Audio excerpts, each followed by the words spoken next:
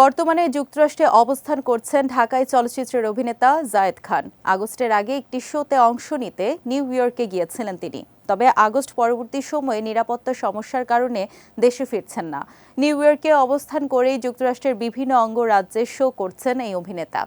সম্প্রতি মিশিগানে একটি শোতে অংশ নেন তিনি। শোতে ছিলেন ব্যান্ড সঙ্গীতের তারকা জেমসও।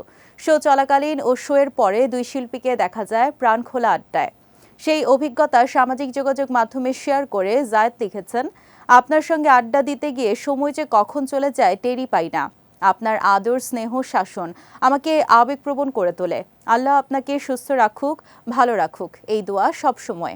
শোয়ের আয়োজক শুভ কামাল জানান, জেমস নাকি মজা করে জায়েদকে জিজ্ঞেস করেছিলেন তার হাফ প্যান্ট ও গেঞ্জি কোথা থেকে কেনা। এই মজার মুহূর্তে আড্ডার পরিবেশ আরও প্রাণবন্ত হয়ে ওঠে।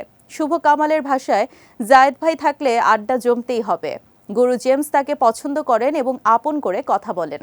শোতে ঢালিউড অভিনেত্রী দিঘিও অংশ নেন। স্থানীয় প্রবাসী বাঙালিদের উপস্থিতিতে অনুষ্ঠানটি হয়ে ওঠে এক তারকামুখর আয়োজন, যেখানে সঙ্গীত ও আড্ডায় মাতিয়ে রাখেন শিল্পীরা।